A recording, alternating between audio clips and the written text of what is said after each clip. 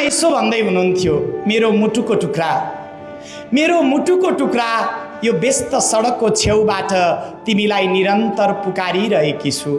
सायद पुकार्दा पुकार्दै अन्तिम श्वास फेर्छु होला। तिमीलाई त थाहा छ छैन, पोहोर सालको चैतमा तिमीले मलाई वृद्धाश्रममा छाडेर गएको ठ्याक्कै 13 महिना पुगेछ।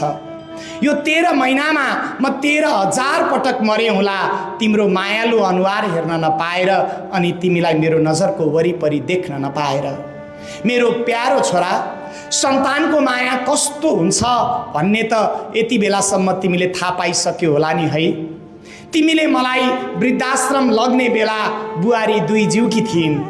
आफ्नो मुटुको टुक्रा आफूदेखि अलग हुँदा कति पीडा हुन्छ त्यो कुरा तिमीले बुझिसक्यो होला नि है। म पनि तिम्रै यादले गर्दा आजसम्म बाँचेकी छु, एक मुठी श्वास फेर्न सकेकी छु। मलाई आशा छ म मर्ने बेलामा तिम्रो अनुहार हेर्न पाउनेछु। तिमीले मलाई छाडेको वृद्धाश्रममा म अटाइन छोरा, किनकि मभन्दा धेरै दुखी आमाहरू थिए त्यहाँ, जसको यस संसारमा कोही थिएनन्। मेरो त तिमी छौ, बुहारी छिन् र नाति पनि छ भन्ने सुनेकी छु। त्यसैले म आफै त्यो तिमीले छाडेको वृद्धाश्रम छाडेर बाहिर सडक पेटीमा आएँ बाबु, बाहिर सडक पेटीमा आएँ। सडकको जीवन त मलाई यति कठोर भएन जति तिम्रो यादले पीडा भयो। तिमी मेरो पेटमा हुँदादेखि मलाई यहाँ छाड्ने बेलासम्म मैले तिमीसँग बिताएका पलहरू ओढेरै बाँचेँ, तिम्रा मायाहरू खाएरै बाँचेँ। कहिलेकाहीँ कुनै पवित्र मनले केही खानेकुरा दिँदा पनि मलाई कतै तिमी भोकै पो छौ कि भन्ने पीडा हुन्छ छोरा।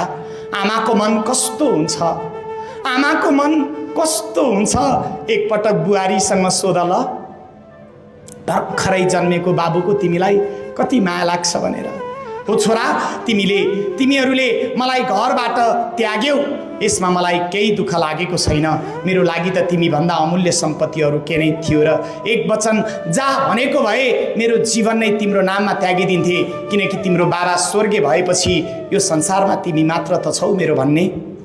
आफूले माया गर्ने मान्छेले दिएको पीडा पनि कति मिठो लाग्दो रहेछ छोरा, उपहास पनि सुमधुर हुँदो रहेछ। म सबै यातना चुपचाप सहन तयारै थिएँ। मैले राम्रो लुगा र मिठो खाना पनि त मागेकी थिइनँ, तर मलाई घरबाट निकाल्ने फैसला गरेछौ। तिम्रो एउटा तस्बिरसम्म भएको भए त्यही हेरेर चित्त बुझाउँथे बाबु, त्यो पनि तिमीहरूले निकालेछौ। आफ्नो सन्तानले गरेको हरेक कुरा सह्य हुन्छ आमा बाबालाई, होइन र?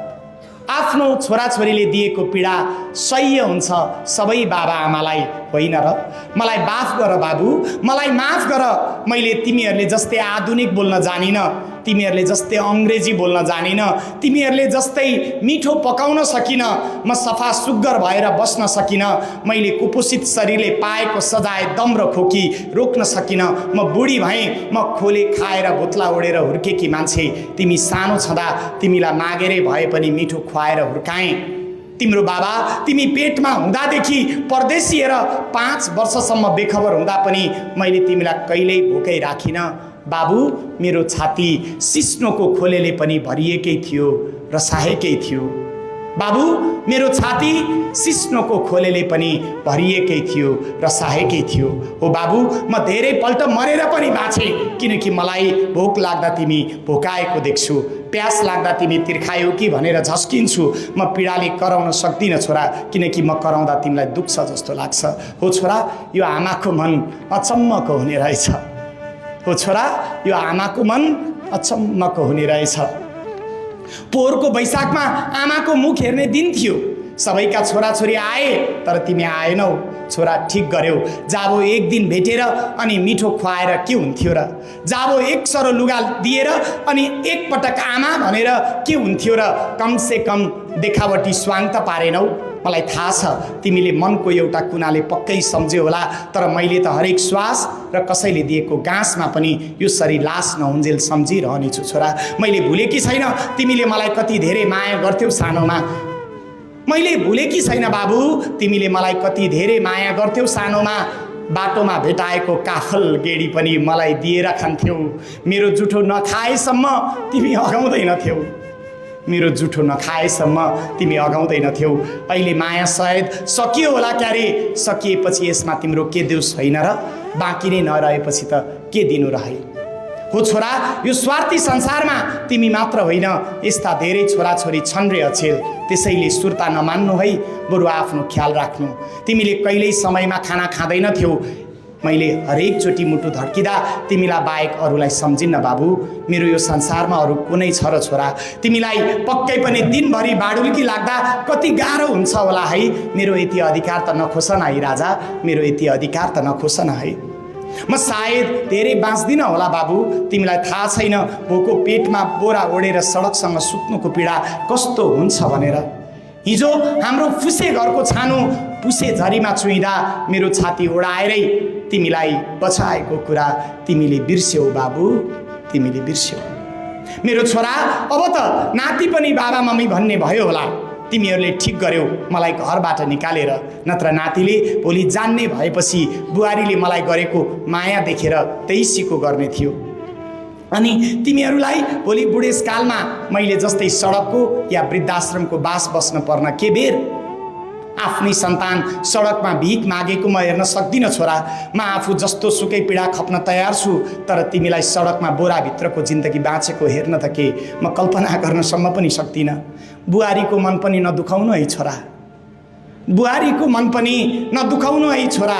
उनी पनि त कसैकी छोरी हुन्। मैले तिमीलाई जन्माउँदा जस्तै पीडा सहेर जन्माएकी हुर्काएकी। हेर न, आफ्ना सबै आफन्त छाडेर सर्वस्व तिमीलाई सुम्पेकी छन्। अन्तमा आज फेरि आमाको मुख हेर्ने दिन भन्ने सुनेकी छु। शरीरभरिका घाउहरू र अन्तर्मनका घाउहरू बेजोडसँग दुखिरहेका छन्। तिम्रो बाटो हेर्दा हेर्दै मेरा आँखा थाकिसकेका छन्। मैले कालसँग पनि दयाको भिख मागेकी छु बाबु। मर्नुभन्दा अघि केवल एकपल्ट तिमीलाई हेरेर मर्ने रहर छ। मलाई दागबत्ती दिन पर्दैन छोरा, बरु भोकाएका गिद्ध र स्यालहरूलाई खान दिनु, किनकि भोकको पीडा कस्तो हुन्छ तिमीलाई भन्दा मलाई राम्रोसँग थाहा छ। तिमी जहाँ भए पनि तिमीलाई काँडाले नघोचोस्, तिमी जहाँ भए पनि तिमीलाई काँडाले नघोचोस्, कुनै रोगले नभेटोस्। अर्को जन्म हुने रहेछ भने तिमीलाई मेरै कोखमा जन्माउन पाऊँ बाबु। अर्को जन्म हुने रहेछ भने तिमीलाई मेरै कोखमा जन्माउन पाऊँ, किनकि तिमीलाई मैले गर्ने मायाको धित मरेकै छैन, किनकि मैले तिमीलाई गर्ने मायाको धित मरेकै छैन।